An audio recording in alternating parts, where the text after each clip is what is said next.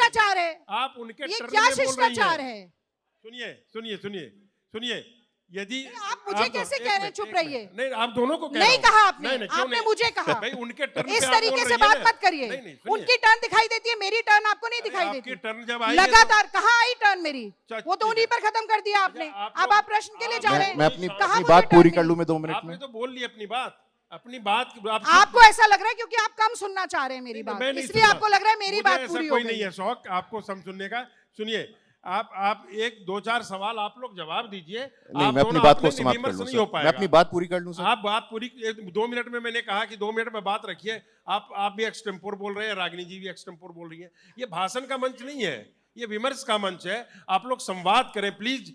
थोड़े अनुशासित वे में यदि विमर्श करेंगे तो कुछ निकलेगा, वरना टेलीविजन पे जैसी बहस होती है यहाँ भी आप लोग झगड़ा करके निकल जाएंगे, फिर बाद में साथ में चाय पीनी है हम लोगों को।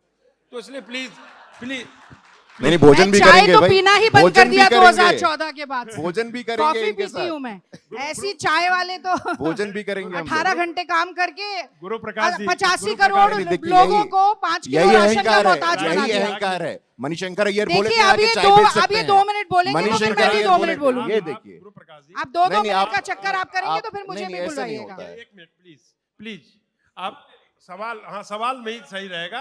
अब आप लोग को कोई भी रुकना पसंद नहीं कर रही है। जी भाई साहब बताइए, उनके माइक दीजिए भैया, माइक उनके पास दीजिए। आप बोलिए, आवाज आ रही है आपको? केवल सवाल 1 लाइन 2 लाइन में होना चाहिए, संक्षिप्त सवाल। और आप लोग भी सिर्फ सवाल का जवाब देंगे, गुरु प्रकाश जी, रागिनी जी।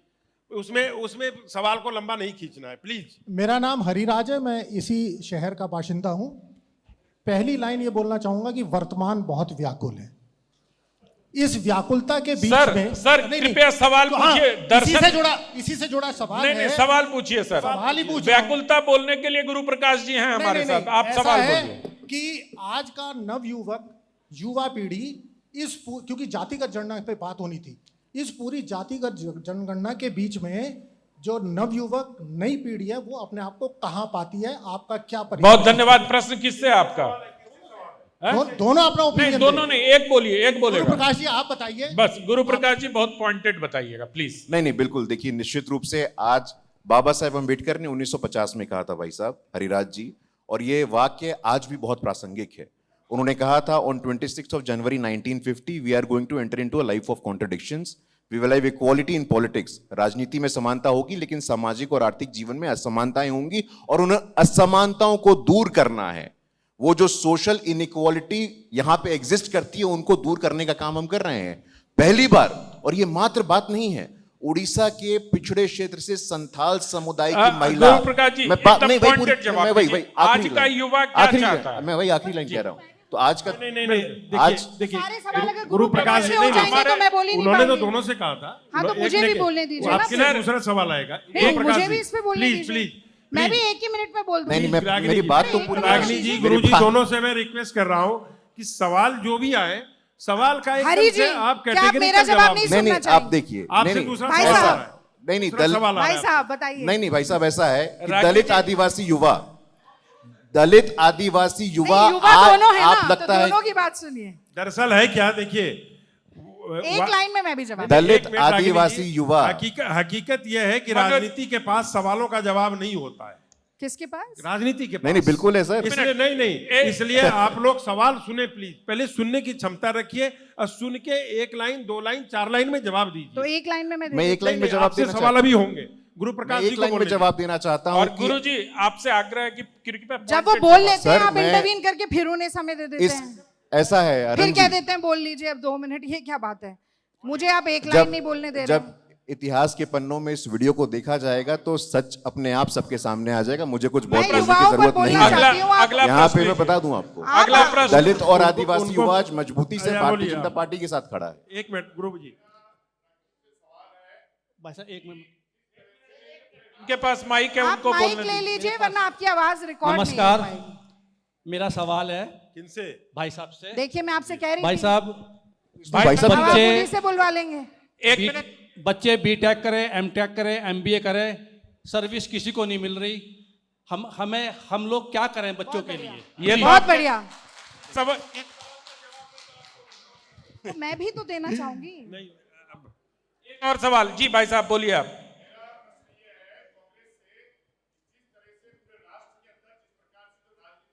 विशेषकर जैसे मोदी बनाम राहुल जी चल रहा है, तो क्या ऐसा नहीं लगता, मैं उत्तराखंड के परिप्रेक्ष्य में देख के कह रहा हूँ कि राहुल जी ने जिस प्रकार से हमें यहाँ कांग्रेस के अंदर जो एक ग्रुपबाजी या धड़ेबाजी दिखाई देती है, वो बजाय एक होने के कहीं न कहीं उसमें मित्र विपक्ष होने का आरोप लगता है। कई ऐसे ये प्रश्न पूछिए, जब हमको ज्ञान देने के लिए ये दोनों हैं, आप प्रश्न पूछिए। यही है कि वो किस तरह से आपकी पार्टी को एका होकर हमको मजबूत विपक्ष मिल पाएगा। देखिए, पहले तो भारतीय जनता पार्टी एक 5 साल के टर्म में 3 मुख्यमंत्री बदलती है इस प्रदेश में। एक है तो उससे ही सिर्फ पता इनके चल पार्टी जाता के है लिए कितना था। विकास हो रहा है, नहीं हो रहा है।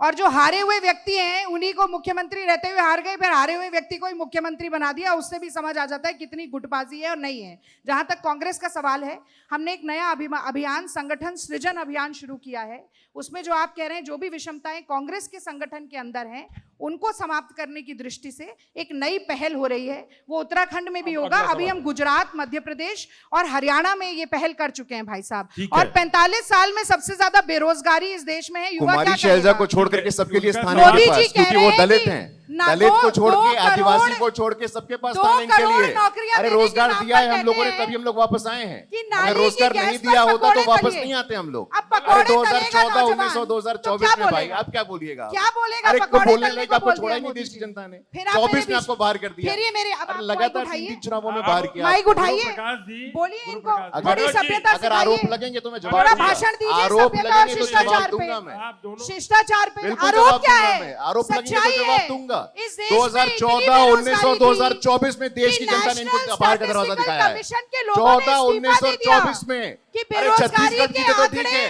मोदी छत्तीसगढ़ सरकार जीते तो छुपा ठीक रही है, जहाँ चुनाव जैसे जीते वहाँ कोविड ठीक के है। मौत के और जहाँ आंकड़े चुनाव आ रहे, छुपाए। अरे आपातकाल लगाने नौजवान वाले को लोग, तो पकौड़े तलने के आपातकाल लिए लगाने भेज वाले दिया लोग, आपने। सिखों वो का क्या नरसंहार करेगा? करने वाले लोग, आज नीट सिखों का का पेपर नरसंहार रद्द हो करने जाता वाले है। लोग आज ये जवाब सारी देने वाले परीक्षाएं कौन होते रद्द हो हैं? जाती हैं। अरे मनोज 2000 जी, सिख मारे पेपर गए लीक थे, हो जाता है। 2000 डिग्री सिख है मारे पर गए थे, नौकरी नहीं उसमें है। आज तक माफी नहीं नौजवान मांगी इन क्या लोगों ने। करेगा? आपातकाल लगाने नौजवान वाले तो लोग, इतना परेशान इमरजेंसी है। लगाने वाले लोग आज यहाँ बात कर रहे हैं। प्लीज प्लीज दोनों शांत हो जाइए। हेलो हेलो, हाँ जी, मैं कांग्रेस वाले पूछना चाहता हूँ, राहुल गांधी को पप्पू क्यों कहते हैं?